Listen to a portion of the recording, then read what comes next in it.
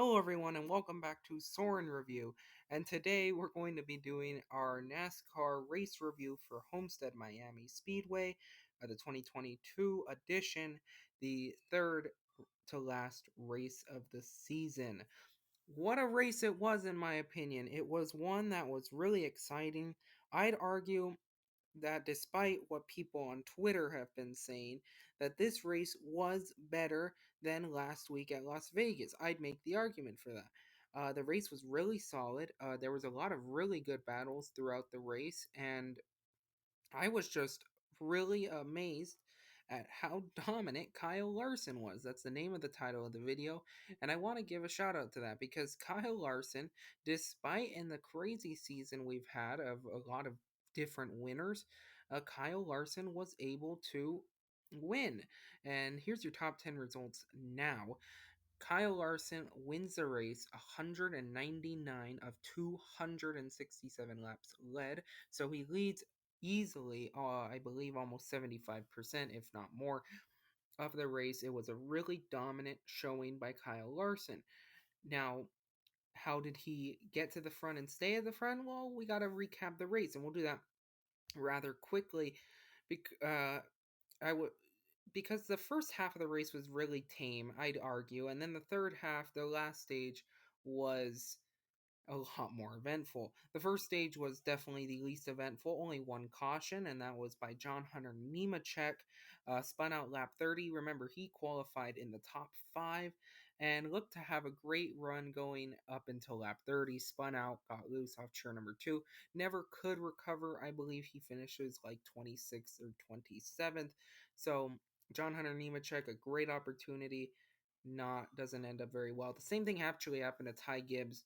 I didn't spin out, but Ty Gibbs also qualified inside the top 10 and then fell back and I believe finished outside the top 20. So both 2311 cars did not get a good run. It was Kyle Larson though who dominated the first stage. Martin Truex Jr. got into the top five late in it.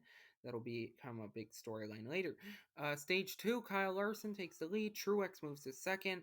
Some green flag pit stops. Both the RCR cars, Tyler Reddick, Austin Dillon, both fourth and fifth in stage number one. Both have over plus 20-second pit stops. Tyler Reddick went a lap down. Austin Dillon able to stay on the lead lap. Noah Gragson, who did not have the run I don't think anyone expected. Noah Gragson, I think, was expected to be a driver who, after winning, especially yesterday in the Xfinity race, to be someone who could be a top contender, someone who could be top 10, the whole race and maybe get up to the lead. Didn't run anywhere in that proximity today. He didn't, I believe, ever crack the top 20 under regular conditions. So, not a good run for Noah Gragson. Justin Haley had a flat tire and had to pit for an additional time. Chase Briscoe, the playoff driver. Yes, remember Chase Briscoe had that miracle run at Las Vegas, needed a solid run today. He goes a lap down, and then about 10 laps later, hits the wall and damages his car substantially, brings out the caution with about four to go in stage two. That ends it. Kyle Larson sweeps the stages. Kyle Larson keeps the lead when we restart. It's important to note as well, Chase Briscoe was taken out of the race because of that crash. Kyle Larson keeps the lead though to start stage three. Ryan Blaney moves to second. Uh, and then William Byron, who I haven't mentioned so far, but he was top 10 all the way up until the third stage, and then he fell out of the top 10 rather quickly. Denny Hamlin also almost spun out at one point, made a great save. Got to green flag pit stops. Some guys try a two-stop strategy. William Byron and Joey Logano have awful pit stops. A lot of look to be like almost everyone is going to try it, but halfway through pit stops, Ryan Blaney, who's coming off pit road, spins on the access road and brings out the caution, allows for some guys to get back up to the front, and it allows for Martin Truex Jr. and Ross Chastain to cycle to the lead. Um, So it allows for Larson for the first time really today to not start on that front row on a restart. Denny Hamlin takes the lead from Truex and Chastain on the restart. Um, Truex takes it back though, and with about 23 to go, looked to be like Truex may have this race. Kyle Larson had moved his way up to second. He was charging. Tyler Reddick spins out off turn number two and crashes into the back straightaway inside wall, takes himself out, and the caution is out. It's Martin Truex Jr., it's Kyle Larson on pit road. Martin Truex Jr., right, leading the field, looks to like he's going to miss his pit stall, turns in really late, and gets spun by Kyle Larson. Nothing Larson could do. Just a mistake on Martin Truex Jr.'s part. Martin Truex Jr. goes to the back of the lead lap cars, ends any chance of him contending for the win without a caution. Martin Truex Jr. actually had the fastest car when we restarted with about 16 or 17 laps to go. That's why he was able to get back up to sixth place position, but just on a tough break for Martin Truex Jr. Did not run good at Martinsville earlier this year and ran subpar at Phoenix. So I think today was Martin Truex Jr.'s last chance to get a win this season. So, I mean, there's always next week. We'll see how it goes. But I think Martin Truex Jr. is going to end up winless this season. Kyle Larson takes the lead on the restart and he keeps it. Ross Chastain and AJ Allmendinger, who had been top 10 all day, they get to about two tenths, about a car length to Kyle Larson, but then Chastain and Allmendinger, they were battling very, very hard for the second place position, ended up allowing for Kyle Larson to pull away. And that was basically the race. It was a very solid run, and I know a lot of people on Twitter were complaining that it was a very boring race, not a lot of passing um, for the lead. And while that was true, I'd argue it was a very good race, a lot of action, and there was a lot of passing throughout the race. A lot of guys we normally wouldn't see up front. I mean, look at that top 10. Kyle Larson, Ross Chastain, who gets his second place finish for the second week in a row.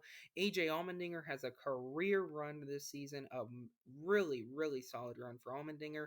Austin Dillon, Brad Keselowski, both very fast. I mean, Austin Dillon started 32nd today, drives all the way up to a fourth place position. A great run for him. Brad Keselowski, definitely one of the best runs of the season. Truex, Hamlin, Harvick, Kevin Harvick, a nice top 10. Same thing for Kyle Busch. Harvick was in the lower half of the top 10 most of the day. Kyle Busch actually recovers, ran about 16th all day, so nice run. For the final time, we'll see that Skittles livery on the 18. And Daniel Suarez rounds in the top 10. My tough breaks, Chase Elliott, William Byron. Not exactly tough breaks. William Byron ends up 12th and Chase Elliott ends up 14th, but they were top 10 all the way up until the third stage, right around when that track started changing. So just a tough break for them. Didn't need that for the points. Um, I also want to mention Team Penske, Ryan Blaney, Joey Logano, Austin Cindric, Harrison Burton, 17th through 20th, respectively. Just not a good run by Team Penske. Not what Ryan Blaney needed, who was, like I had mentioned, he was second at one point, ended up falling back. Joey Logano wanted to win, uh, just to keep that momentum up. Just not a good one run for him. Only two DNFs, though, for today, so not awful. So it was a solid race. There's not much to say, but that I'd argue that it was a really solid race. My rating 9.1, a point 1 more than last week at Las Vegas. I think it was a slightly better race. Let's look at the points though. There's your points going into Martinsville next week, the round of 8. What a crazy round it's been, in 2.5 mile tracks, but it's proved to be very, very exciting. Joey Logano, the only one locked in. Ross Chastain is plus 19. I think Chastain should be fine. Chase Elliott, though, is plus 11. That is absolutely nothing going into the final race of the round of 8, especially Martinsville, and then everyone else, William Byron, Denny Hamlin, separated by 5 points. Gonna come down to, I think, those 5, because you see Ryan Blaney minus 18. I don't think Blaney is gonna point his way in. He might. He's really good at Martinsville, so he might. But it's going to take a really good run for him to do that, and I think some other drivers to struggle. Christopher Bell and Chase Briscoe both in a must-win situation. So that's going to do it for this video.